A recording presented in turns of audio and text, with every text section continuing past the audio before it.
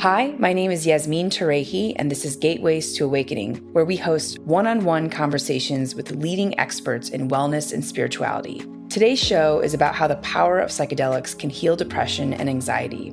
On this show, we'll be featuring our guest, Dina Burkitbayeva, who is a serial entrepreneur and investor in the mental health space. Her fund's Forward Vision Fund investments include ATAI Life Sciences, Compass Pathways, The Third Wave, among others. Dina is very passionate about supporting companies and institutions building alternative solutions to mental health and helping promote the message that there are more ways to treat mental health than just medication and talk therapy. Dina runs an investment syndicate on Angelist focused on pre-seed and seed companies in the alternative mental health and higher consciousness companies, as well as a newsletter on investing and job opportunities in the space of mental health and psychedelic-assisted therapy. Thank you for joining us today, Dina. Thank you, Yasmin. It's such a pleasure. Great. Yeah, very excited to have you on the show. I think there's been a lot of curiosity and questions around just psychedelics in general. And so just for the layman, for people who are new to the space, can you tell us broadly, what are psychedelics? What are some of the more popular psychedelics as well in Western culture?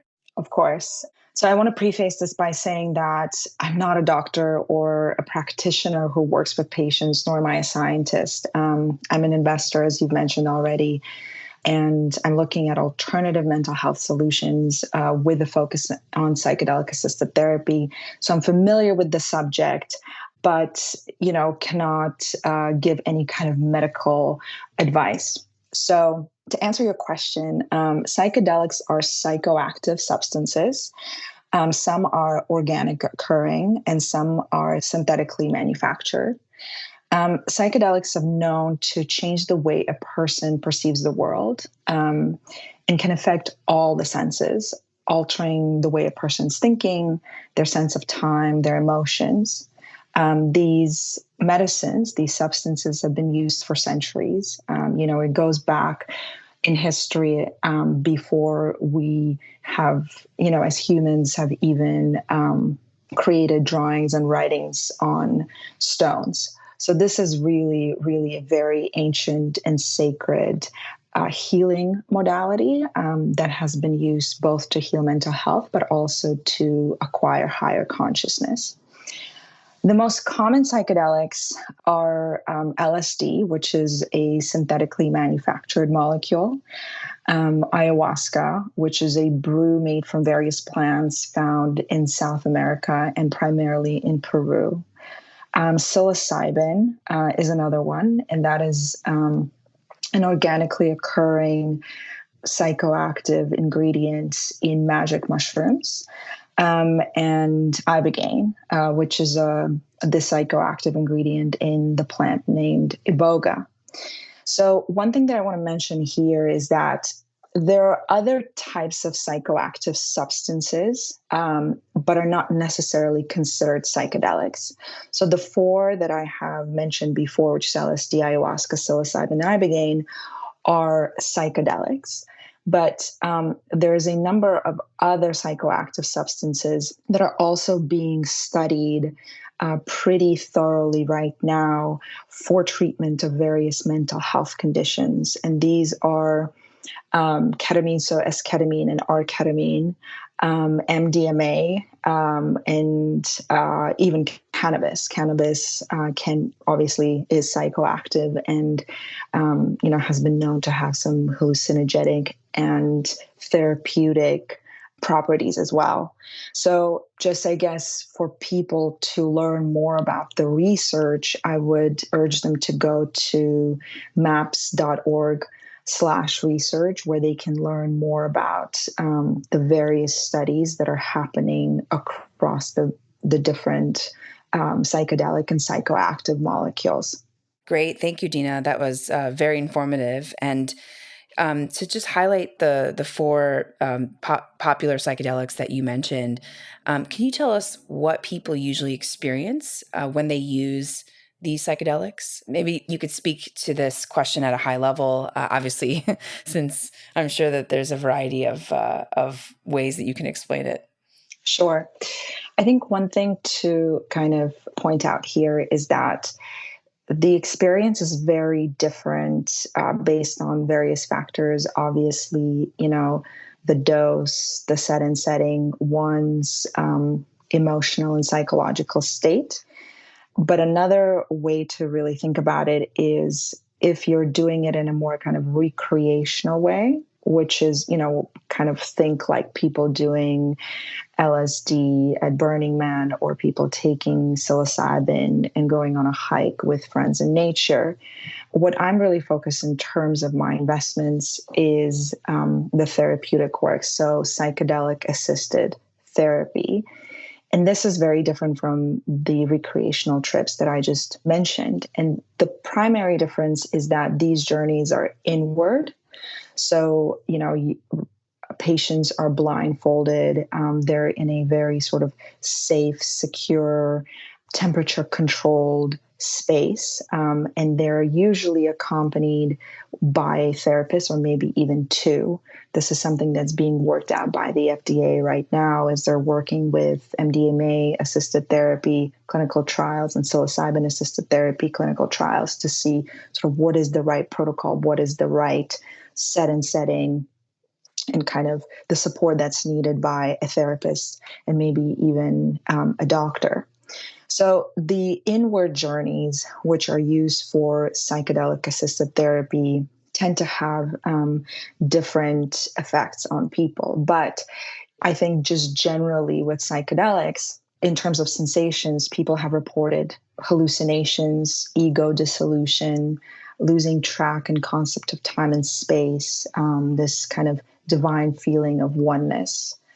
There's also ongoing research about the biochemical effects of the various psychedelics, and they all have absolutely different effects, where, whether there's an actual biochemical effect to create a short acting or a longer lasting antidepressant effect, sort of more, is it affecting the brain chemistry beyond, what's happening during the trip itself? Is it sort of kind of creating the biochemical effects to change the chemistry for one to have an alleviation from depression or from anxiety or whatever the condition that a patient is dealing with? So I think one thing here that excites me the most about psychedelic assisted therapy is how people are able to do trauma work, and what in the psychedelics that allows for people to tap into certain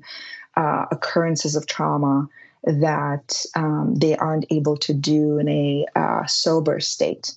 Obviously, as you mentioned already, psychedelics have the potential to address diseases like depression, anxiety, PTSD, OCD, addiction, because they open up one's mind to addressing the traumas that were otherwise blocked.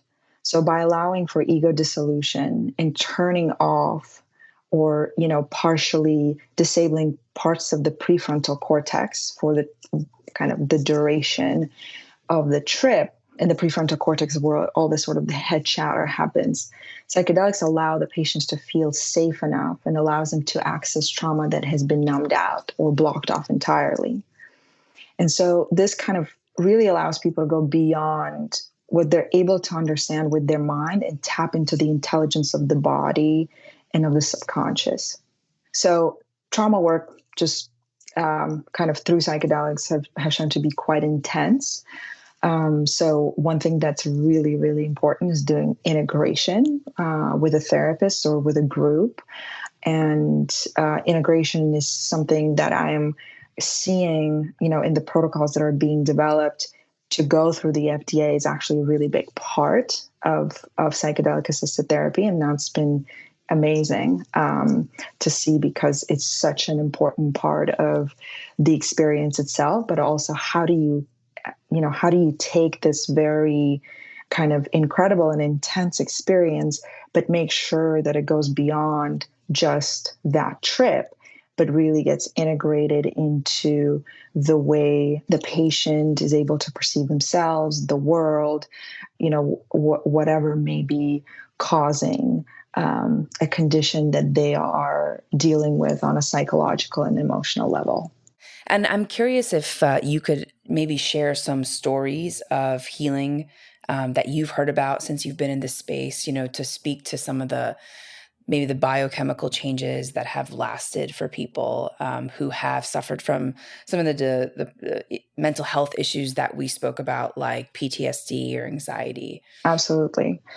So what I love about this space and sort of the entrepreneurs, the activists, the patients, the practitioners, the legislators in this space are just very open and vulnerable about sharing some of personal stories or stories of their loved ones that have, kind of encouraged them to look into this space and get involved.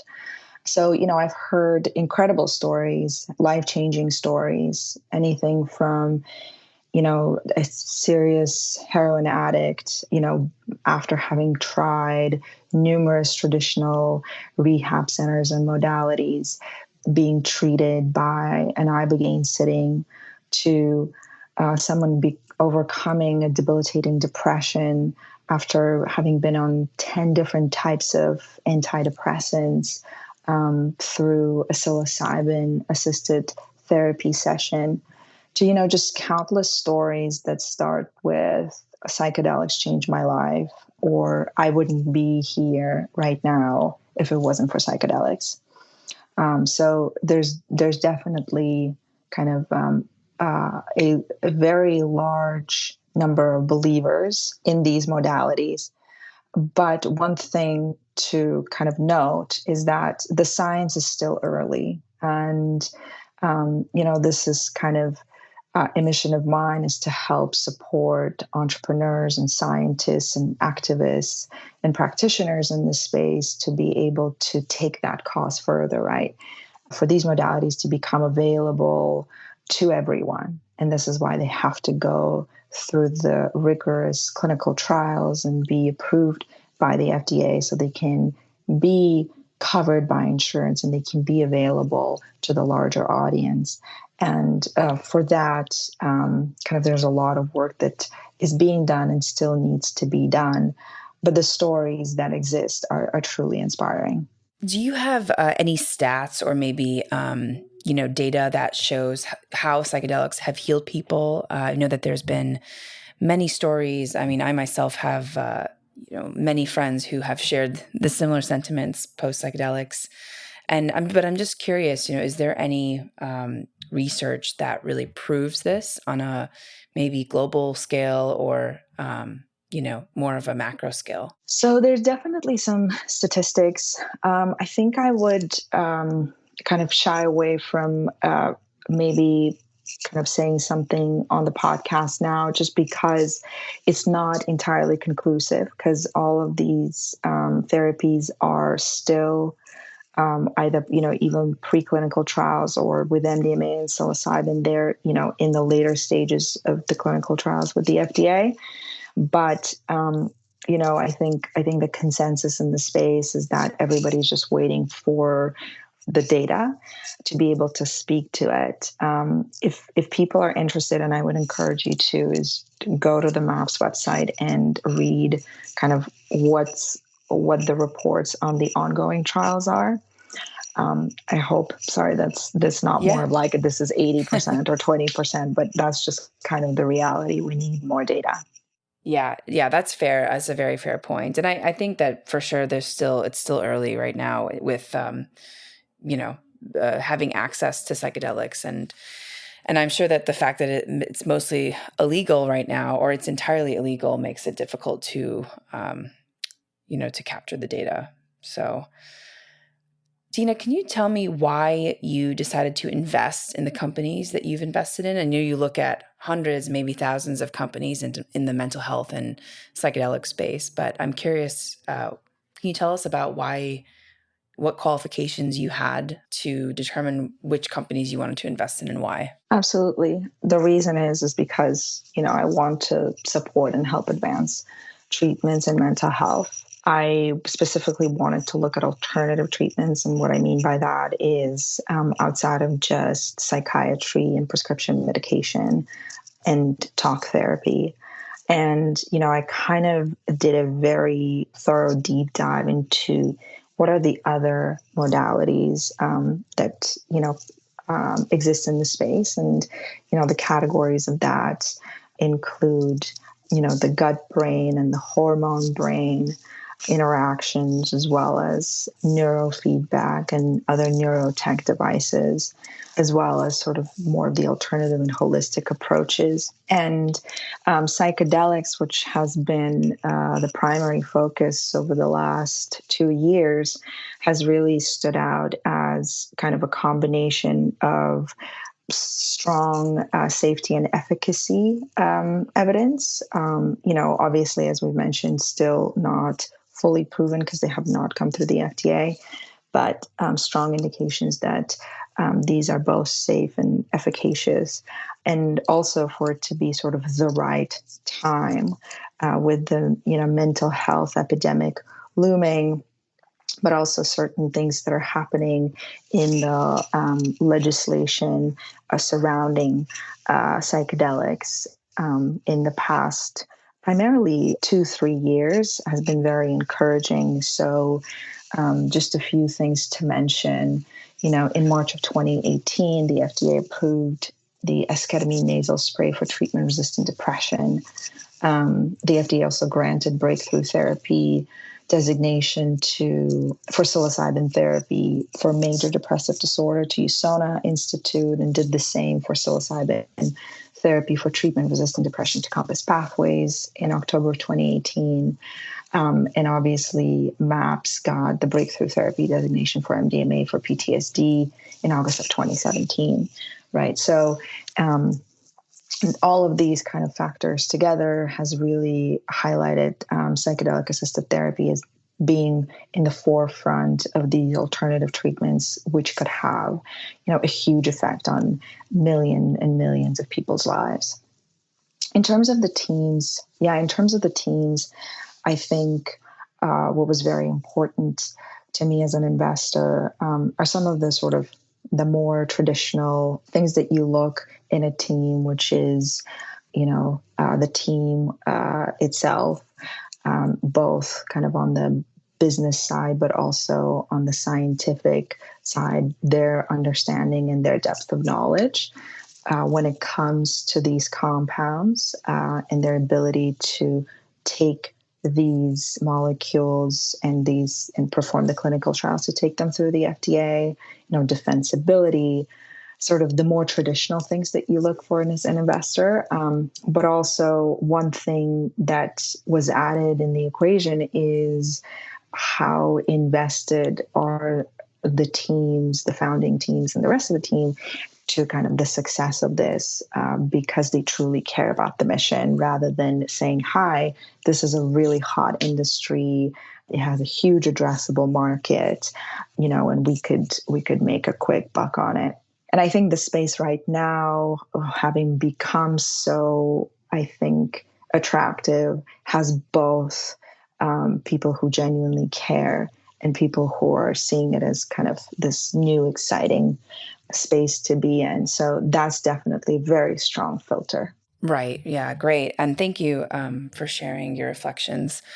And I think, mission in this space in particular is incredibly important, as you mentioned, because we're talking about people's mental health, right? And mental health has to be even more important than profit. We live in a capitalistic world, but when it comes to these issues, patient's outcome is the most important thing.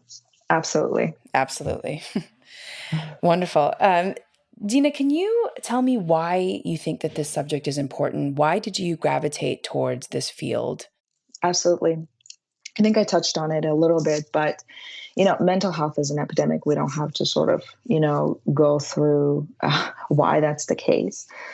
And, when I discovered that the current solutions that are available to people who are struggling are not effective in 30% of the time, right? So 30% of people who are dealing with, let's say, major depressive disorder cannot be treated by either prescription medication or talk therapy. They just don't respond to these treatments, or the side effects outweigh the benefits of taking them, right? So these people to date do not have effective ways to treat their mental health condition, which is affecting their entire lives, right? And so, as I kind of mentioned, psychedelics have shown efficacy for that population, as well as the larger population of MDD who can take and who do respond to prescription medication. But it has really addressed this 30% of people, which I think on reported numbers is 100 million people worldwide, right? It's a huge number, but we know that this number is much larger because, around 60 to 65% of people who are struggling with a mental health disorder don't actually get diagnosed and don't actually go and seek treatment. So it's a huge problem. It's a huge number of people who are struggling. And so kind of having seen the data that the psychedelics and the other psychoactive therapies are showing for these conditions has been incredibly kind of inspiring to say, listen, I think out of everything that there is on the market that, could help these people, this is definitely something where I would want to focus my attention on. Dina, can you tell us what some of the, risks are of using psychedelics? I know we spoke about the positive impact, but there are certainly risks. And so if you can just perhaps speak to them. In terms of risks, there are risks. And again, I'm not a doctor or practitioner. So again, my answer may be incomplete. But there are various medical and psychiatric counterindications for using psychedelics as a therapy. Psilocybin has shown that there is a heart condition counterindication. So if you have heart conditions, you most likely are not fit for psilocybin-assisted therapy. And I think various things, including not being in a totally good state of mind. Because with these substances, there's a possibility of a certain emotion or certain kind of condition to be amplified at any one point. So my huge urging to people who are considering it is to definitely kind of do their research and work with professionals who have experience doing this. And because, while it can be incredibly healing and can change one's life, it also carries a lot of risk. And, until these therapies are through the FDA and have been cleared, and there's kind of a good understanding around the protocol of it, there's definitely risk in kind of doing these things outside of, the approved protocols. And here's something to note, in the US right now, none of the 4 psychedelic molecules that I mentioned are legal. Ayahuasca can be used during church sacred ceremonies. But they're all Schedule 1, and they have not been approved by the FDA for therapy purposes. And when they are, they will have to be prescribed by a doctor.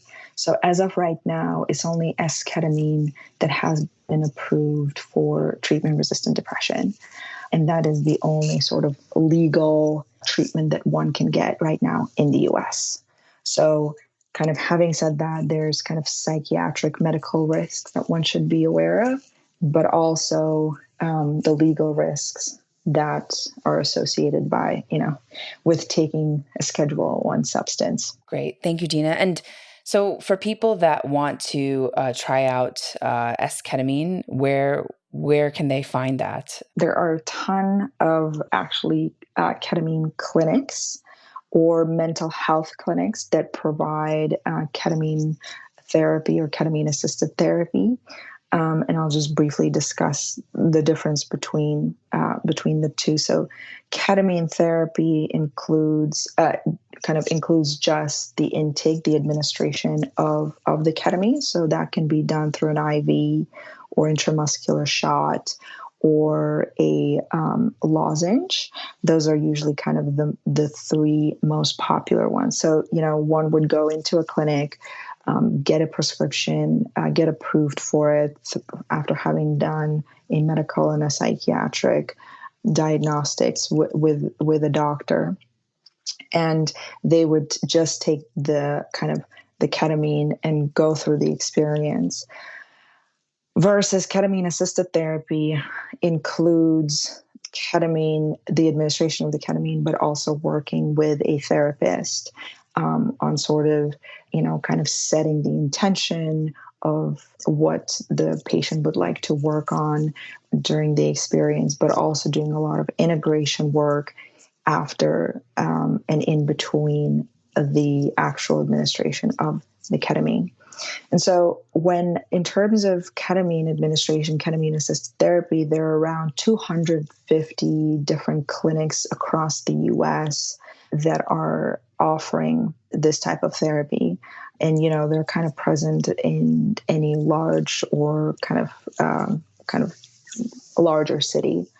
What also has become available recently for a portion of the population that would qualify is virtual ketamine therapy. So if you've had the experience before and you had a positive experience or the doctor sees that you check out for the medical and the psychiatric reasons, that you can actually take the ketamine and lozenges at home and either kind of do it all by yourself or be connected to a nurse or a therapist online. So that is something that's available and has become even more available now that, virtual ketamine therapy, has been approved by the government. In terms of the other substances, as I mentioned already, they're Schedule 1 in the US and pretty much across the world. There's a few exceptions. And here's the thing. Again, this is very much a gray area. There's kind of clinical trials going on in dozens of countries all at the same time. So, when these get approved, it's going to be happening quite quickly, I think, country by country. But kind of what's available right now is, for example, the psilocybin truffles are being sold in the coffee shops in the Netherlands. And there is a very kind of prominent, one of the first retreats, psilocybin retreats named Synthesis, that operates, 30 minutes outside of Amsterdam, for example. So technically, psilocybin-assisted therapy is available by the intake of the truffles in the Netherlands. Obviously, ayahuasca ceremonies are being held across Peru and, in a few other countries across South America. So it's kind of a gray area with just a few locations that either have legal or most of the time kind of gray area legal legislation around these substances. Okay, well, the people in I guess who are going to go to Amsterdam might might buy up all those truffles soon. So great. Well, I guess you can't really travel as much during COVID. So unfortunately, yeah. Yeah.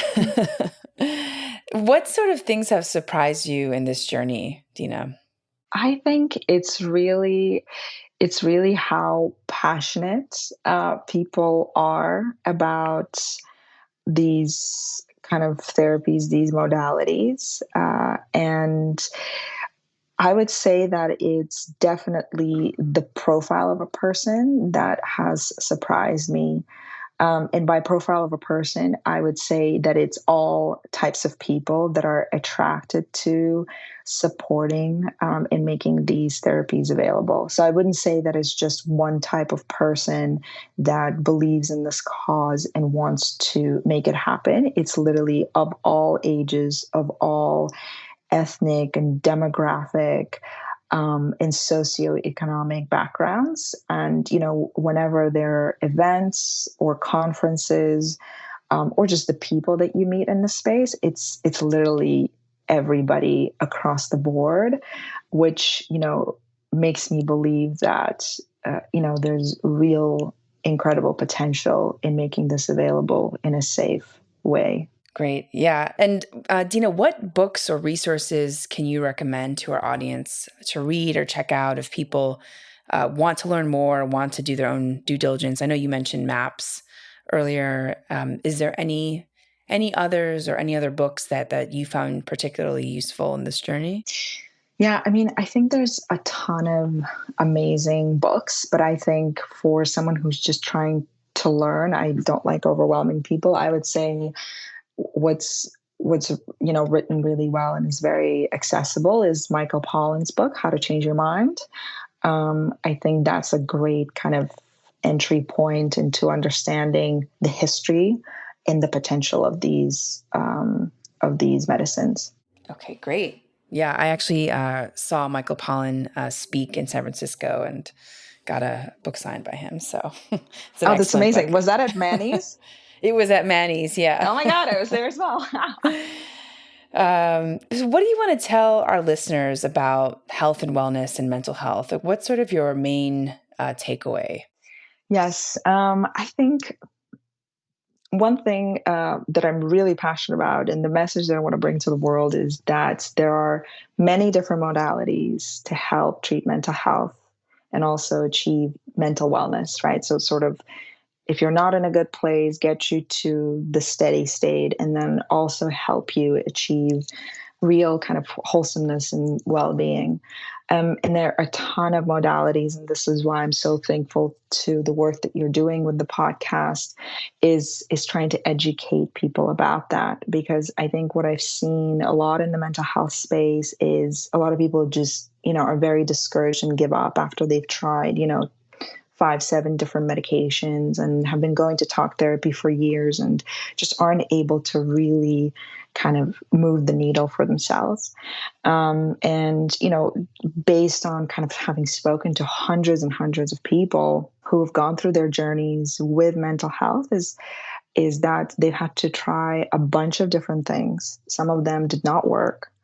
And, with enough perseverance and kind of faith that things are going to work out, people are able to find those few modalities that really work for them and have been able to create beautiful lives. And I just kind of want people to know that there are many things out there, and hopefully we're building more and more resources and services and products to help make it easier. Beautiful, Dina. Thank you. That's, a really important message. I think there's just so much misinformation, and I think a lot of people don't know that there's many more tools and resources to access for their mental health. So, I think that's a very important message. Thank you. And Dina, I know that you mentioned that you have a newsletter and that you also have a syndicate on Angelist.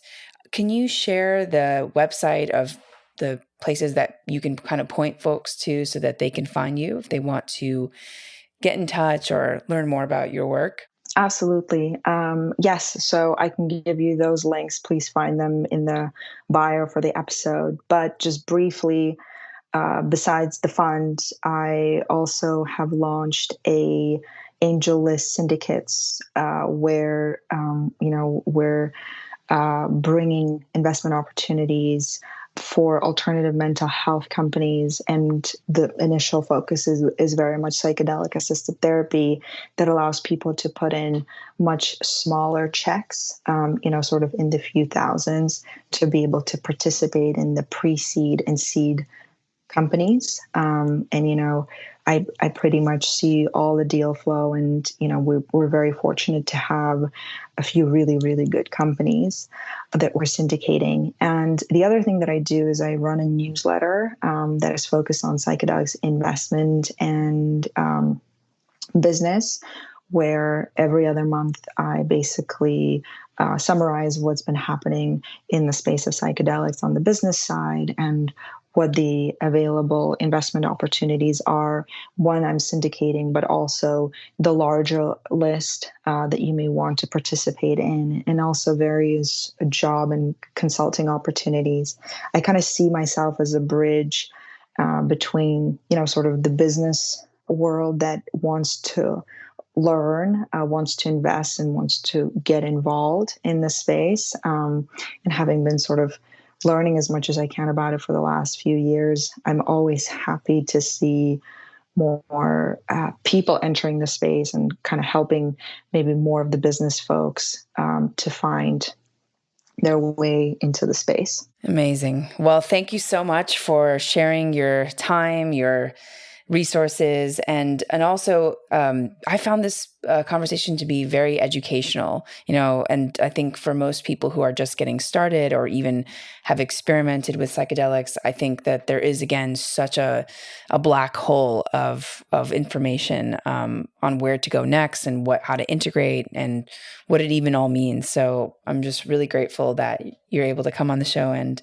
explain so many very popular questions. So thank you, Dina. Thank you for your time. Thank you so much, Yasmin. Okay, wonderful. For our audience, thanks for joining and for listening. In this episode, we learn about the power of psychedelics to heal depression and anxiety. Tune in to Gateways to Awakening, where we host one-on-one conversations with leading experts in wellness and spirituality. Thanks again.